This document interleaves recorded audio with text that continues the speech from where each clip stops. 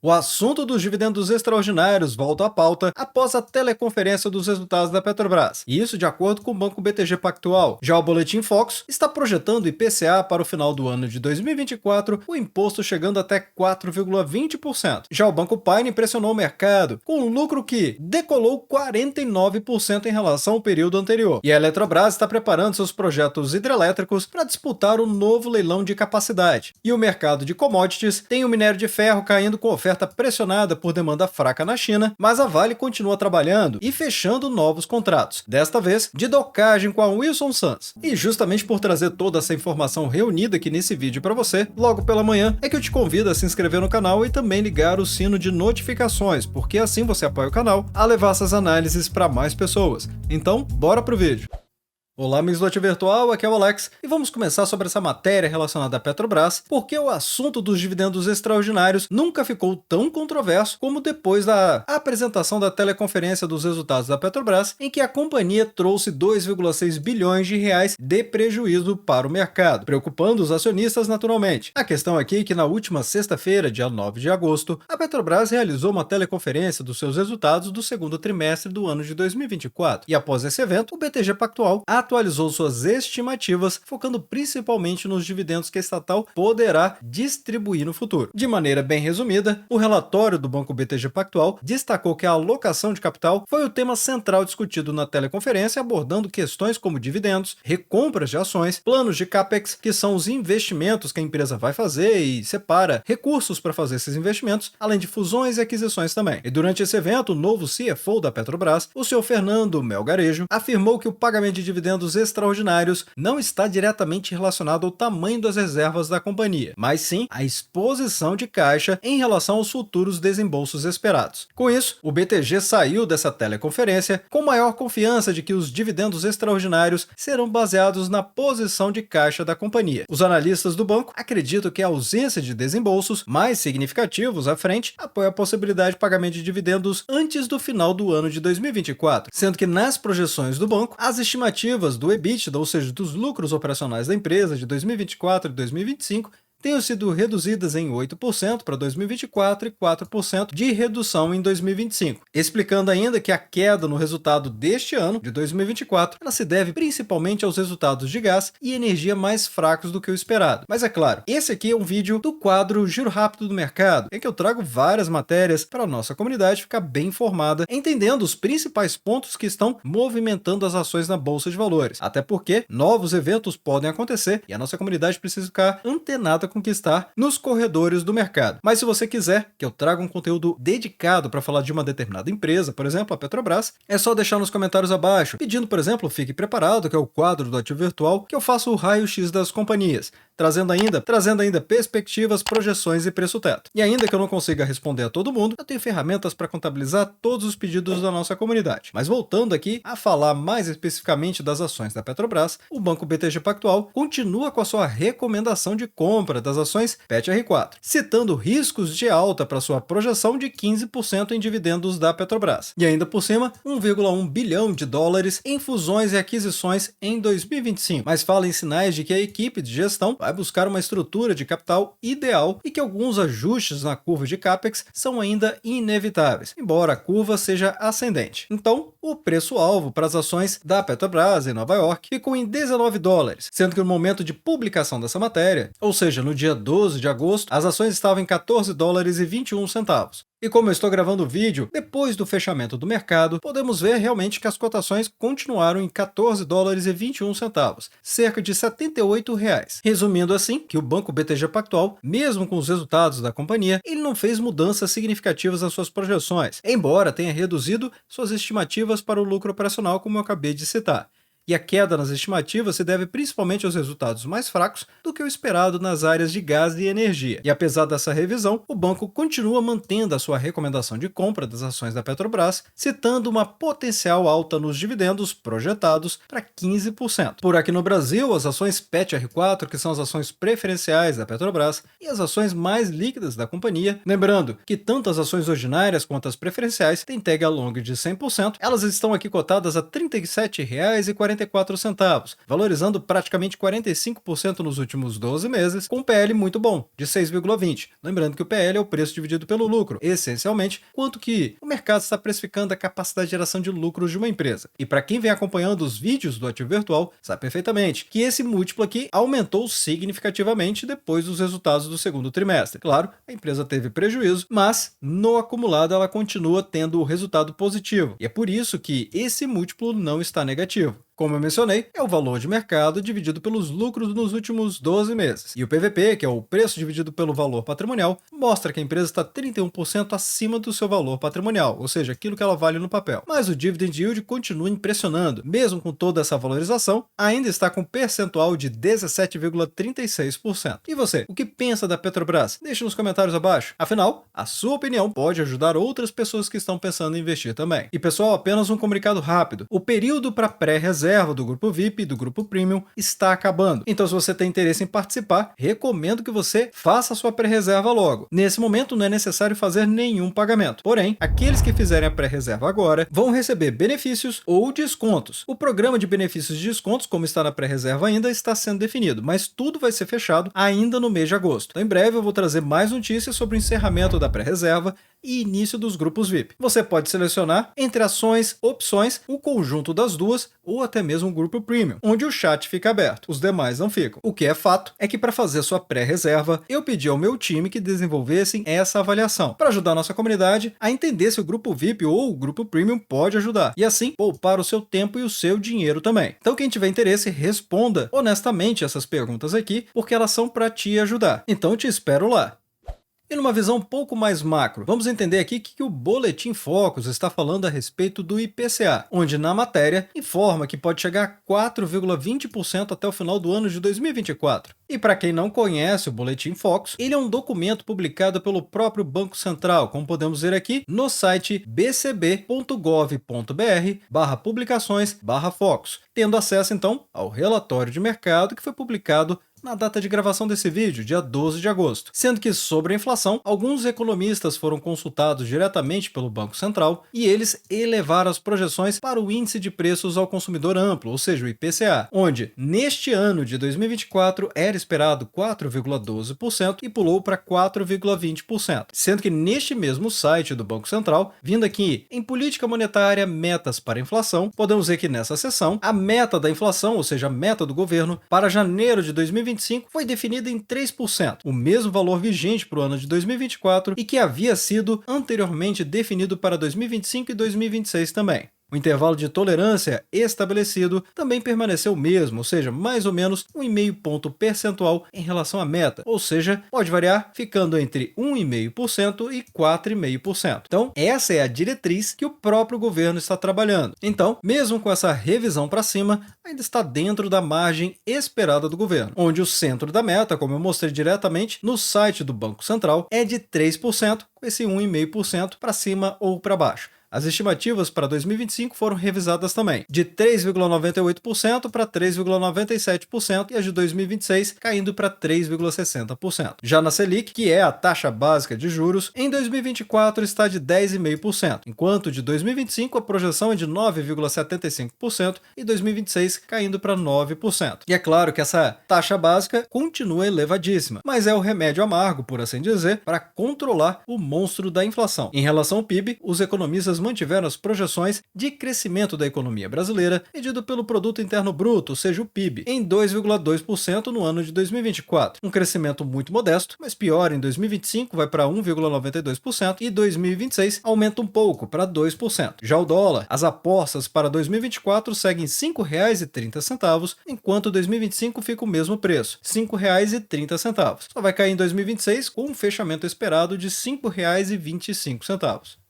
Agora vamos falar do Banco Paine, que trouxe um lucro inesperado pelo mercado e altíssimo também, chegando aos 49%, superior ao mesmo período do ano passado, ou seja, o segundo trimestre do ano de 2023. Ou seja, em números absolutos, 63,8 milhões de reais. E com isso, a instituição teve um lucro recorde de 126,8 milhões de reais apenas no primeiro semestre. Lembrando que o Banco Paine é um banco regional brasileiro de capital aberto e que possui 20 anos de história assessorando e financiando médias e grandes empresas. É literalmente o foco do banco, são as pessoas jurídicas. E ele oferece serviços de capital de giro, antecipação de recebíveis, estrutura de dívidas e gestão de riscos financeiros de moedas, taxas de juros e fixação de preços de commodities. Além de oferecer diversos serviços atrelados a serviços bancários, como conta corrente, rotativos, cobranças, transferências, financiamento, câmbio, comércio exterior, seguros e investimentos. E aqui nos resultados do banco do segundo trimestre do ano de 2024, o Banco Paine já traz logo nos seus destaques do primeiro semestre um lucro líquido crescendo 49% na comparação trimestre contra trimestre, ou seja, 2024 com 2023, fechando em 64 milhões de reais, mas o acumulado dos 6 primeiros meses impressiona ainda mais. Um crescimento exorbitante de 73% na comparação semestral ano contra ano, chegando aos 127 milhões de reais. A carteira de crédito do banco também teve um crescimento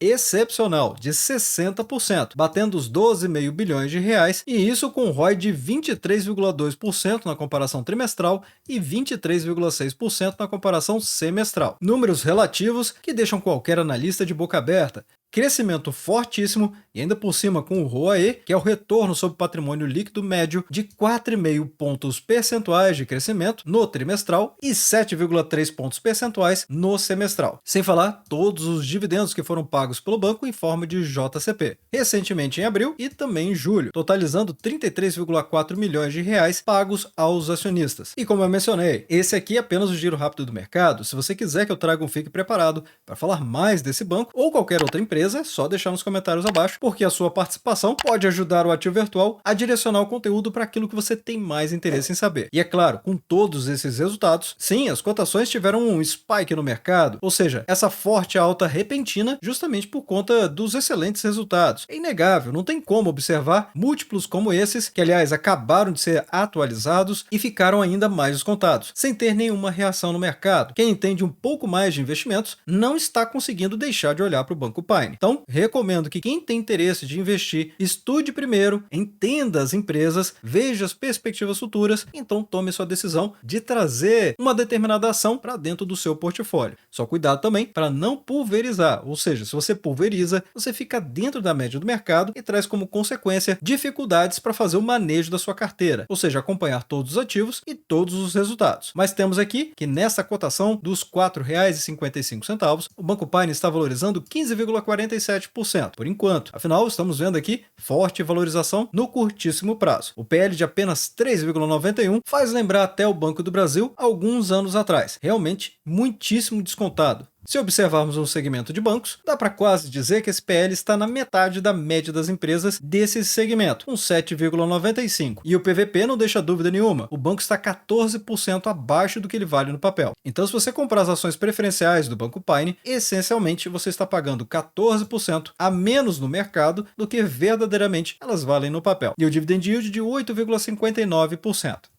Agora vamos falar da Eletrobras. Ela está preparando os projetos hidrelétricos dela para disputar em um novo leilão de capacidade, onde o vice-presidente de desenvolvimento de negócios da companhia disse que a empresa tem interesse nessa participação desse certame e que aguarda a publicação das regras finais e do cronograma atualizado que será feito pelo governo. E o ponto aqui é que durante uma teleconferência para discutir os resultados trimestrais, o executivo da empresa afirmou que a companhia está aguardando a publicação das regras finais e desse cronograma atualizado pelo governo relacionado ao leilão. E ele destacou também que é a primeira vez que um leilão de capacidade inclui hidrelétricas, o que gera otimismo na empresa. Nas palavras dele, ficamos bastante satisfeitos, é a primeira vez que um leilão de capacidade inclui hidrelétrica, então estamos trabalhando para tentar participar, disse o executivo, obviamente sem revelar mais detalhes a respeito das hidrelétricas do grupo que podem participar ou até mesmo estimativas para incremento de capacidade instalada. Acrescentando, não tem entrave nenhum com relação à greve do IBAMA e a possibilidade de habilitar as usinas para o leilão. Nesse momento, para participar do leilão e até implementar o projeto, não vemos nenhuma dificuldade. Mas além dos preparativos para o leilão, a Eletrobras está envolvida em discussões sigilosas com o governo no âmbito de uma conciliação mediada pelo STF, ou seja, Supremo Tribunal Federal,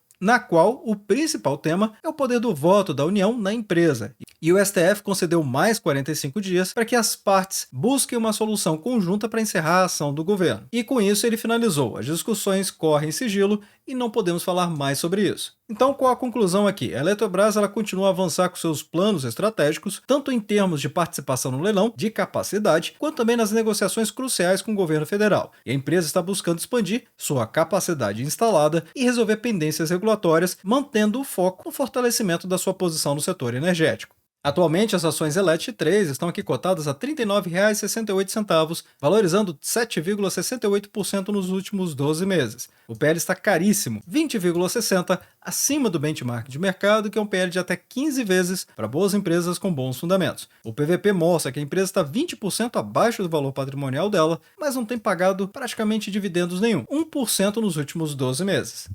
Agora vamos falar sobre minério de ferro, que é claro, acaba afetando grandes empresas como a Vale, a CSN, a Uzi Minas e muitas outras, de maneira positiva ou negativa, mas afeta a todos, tanto mineradoras quanto siderúrgicas. Afinal, o motivo aqui é a demanda fraca da China. A demanda por aço foi enfraquecida por atividade lenta na construção.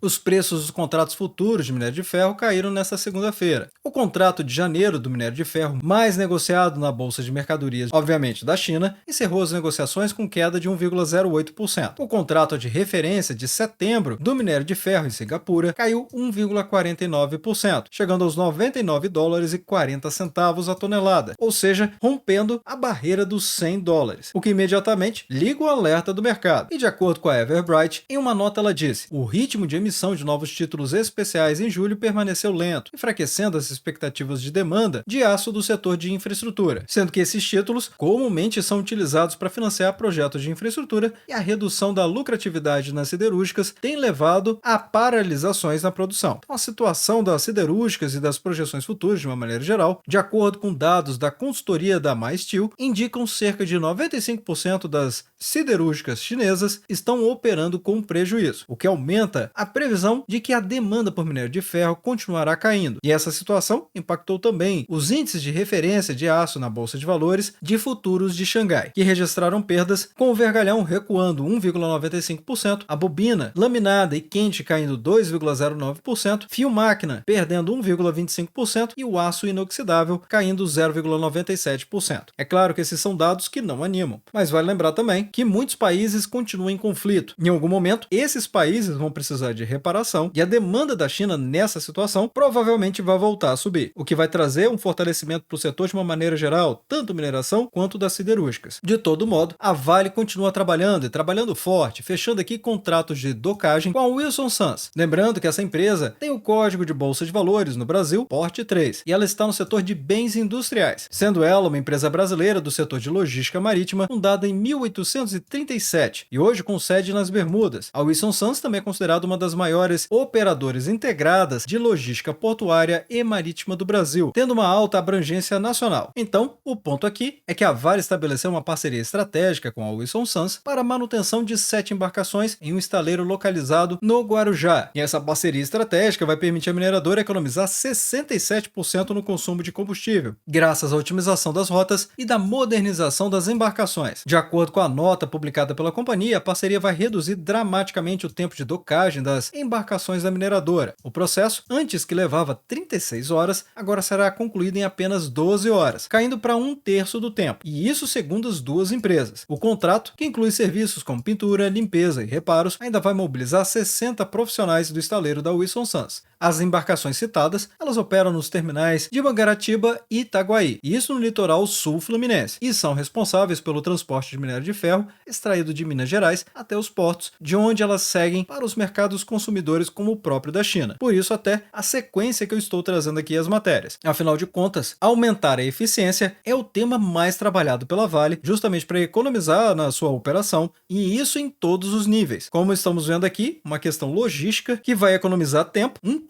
do tempo, inclusive, e obviamente o custo da operação também. E de acordo com o diretor de operações da Vale na Costa Verde do Rio de Janeiro, ou seja, o senhor Rodrigo Vasconcelos, ele expressou expectativas positivas para a parceria com o Wilson Sons, destacando o foco comum em segurança e qualidade dos processos. E é claro, a Vale continua muito descontada, observando aqui as ações Vale 3, essa cotação de R$ 56,77, a empresa está desvalorizando 6,54% nos últimos 12 meses, com PL impressionante de apenas 5,30 e um PVP que mostra que a companhia está 26% acima do seu valor patrimonial e pagando um dividend yield impressionante de 12,56%. Mas vai deixando nos comentários abaixo o que vocês acham a respeito de todas essas matérias, notícias e fatos relevantes. E desde já, agradeço o seu like e também por compartilhar os conteúdos do Ativo Virtual. Bem, obrigado pela sua companhia neste vídeo. Eu sou o Alex e este é o canal Ativo Virtual. Aproveito o momento para agradecer os membros do canal que ajudam a levar essas análises para toda a nossa comunidade.